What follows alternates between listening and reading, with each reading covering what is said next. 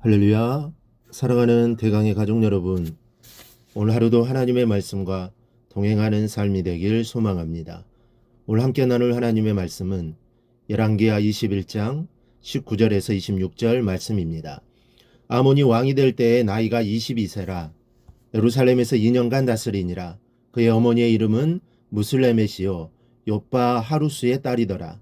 아몬이 그의 아버지 므낫세의 행함같이 여호와 보시기에 악을 행하되 그의 아버지가 행한 모든 길로 행하여 그의 아버지가 섬기던 우상을 섬겨 그들에게서 경배하고 그의 조상들의 하나님 여호와를 버리고 그 길로 행하지 아니하더니 그의 신복들이 그에게 반역하여 왕을 궁중에서 죽이매 그 국민이 아몬 왕을 반역한 사람들을 다 죽이고 그의 아들 요시야를 대신하여 왕을 삼았더라. 아몬이 행한 바 남은 사적은 유다 왕 역대지락에 기록되지 아니하였느냐. 아몬이 우사의 동산 자기 묘실에 장사되고 그의 아들 요시야가 대신하여 왕이 되니라. 아멘. 오늘 본문은 시대가 또 한 번 바뀌면서 시작됩니다.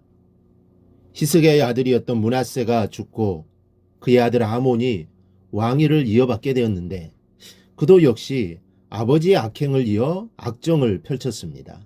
20절에는 아몬이 그의 아버지 므낫세 행함같이 여호와 보시기에 악을 행하였다고 했고 21절에는 그의 아버지가 행한 모든 길로 행하여 그의 아버지가 섬기던 우상을 섬겨 그들에게 경배하였다고 했습니다. 그리고 22절에는 그의 조상들의 하나님 여호와를 버리고 그 길로 행하지 아니하였다 기록하고 있습니다.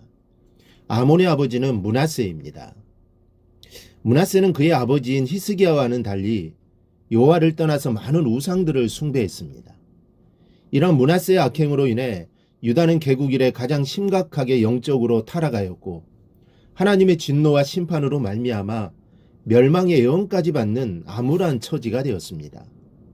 이러한 시기에 므낫세의 뒤를 이어 왕위에 오른 아몬은 나라를 하나님의 심판으로부터 구하기 위해 우상 숭배의 폐해를 깨닫고 여호와께로 돌아와야 했습니다. 그럼에도 불구하고 그는 아비 므낫세의 정책을 그대로 답습하고 말았습니다. 역대하 33장의 기록에 의하면 그는 므낫세보다 더욱 범죄하였다라는 평가까지 받고 있습니다. 아몬과 비교되는 남유다 14대 왕 므낫세는 남유다 왕들 가운데 아하스와 더불어 가장 악한 왕의 반열에 오른 인물입니다. 더구나 그는 55년간 통치자의 자리에 있으므로 유다 왕들 가운데 가장 오랜 기간 동안 재위한 왕입니다. 따라서 기껏해야 2년밖에 통치하지 못한 아몬을 55년 동안이나 통치한 부왕 므낫세와 비교하여 그의 부친보다 더욱 범죄하였다라고 말하는 것은 어찌 보면 적합하지 않아 보입니다. 그러나 이러한 평가는 므낫세가 아수르의 포로로 끌려갔다 돌아와 회개한 것과 관련해 부왕 이후에 잘못을 깨닫고 돌이킨 것을 보고도 도리어 초기의 악정만을 본받아서 악을 행한 사실과 밀접한 관련이 있습니다. 즉 아몬은 부왕 므낫세가 뉘우치고 돌이킨 것을 보고도 악을 답습했다는 점에서 역대기 기자로부터 가장 악한 왕이라고 할 수 있는 므낫세보다 더 악한 왕이라 평가받은 것입니다. 오늘은 이와 같이 악하였던 아몬 왕이 그의 종말이 어떻게 되었는가를 살펴보겠습니다. 먼저는 그의 정치 생명이 짧았다는 것을 알 수 있습니다. 19절 말씀을 보면 아몬이 왕이 될 때 나이가 22세라 예루살렘에서 2년간 다스리니라 말합니다. 아몬이 나라를 다스린 것은 불과 2년밖에 되지 않았다는 사실입니다. 잠언 10장 7절에 악인의 이름은 썩게 되느니라고 하셨고 잠언 10장 28절에는 의인의 소망은 즐거움을 이루어도 악인의 소망은 끊어지느니라고 하셨습니다. 잠언 24장에도 대저 행악하는 행악자는 장래가 없겠고 악인의 등불은 꺼지리라고 말씀하셨습니다. 악인의 장래가 길지 못할 것이며 악인의 등불은 기어코 꺼진다는 말씀입니다. 아몬 왕의 모습을 보십시오. 그는 천하를 호령하는 왕이 되었습니다. 부러울 것이 하나도 없습니다. 두려울 것도 하나 없습니다. 그럼에도 불구하고 2년밖에는 왕 노릇을 하지 못하였습니다. 그렇기 때문에 잠언 24장 19절에서 너는 악인의 형통함을 부러워하지 말라고 말씀하고 있습니다. 우리는 악인의 형통함을 부러워하지 말아야 합니다. 그들의 등불은 머지않아 꺼질 것이고 머지않아 그 대가를 치러야 할 것이기 때문입니다. 다만 우리는 주 안에서 선을 행하며 살아가야 할 것입니다. 또 하나는 악인의 종말은 비극으로 끝을 맺습니다. 23절을 보니 그의 신복들이 그에게 반역하여 왕을 궁중에서 죽였다고 했습니다. 왕을 보호해야 할 신하들에 의해 죽임을 당하였고 왕이 평안히 거해야 할 궁궐에서 그는 죽임을 당하여야만 했던 것입니다.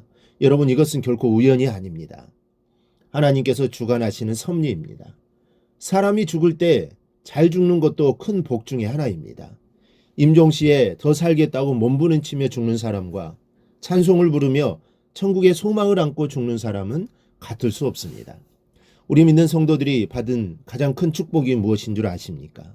그것은 죽는 순간에 임하는 은총이요 축복입니다. 세상 사람들은 죽으면 모든 것이 끝났다고 생각하여 절망하지만 성도들은 죽음이 곧 천국에 입성하는 첫걸음이라고 생각하여 소망을 갖습니다.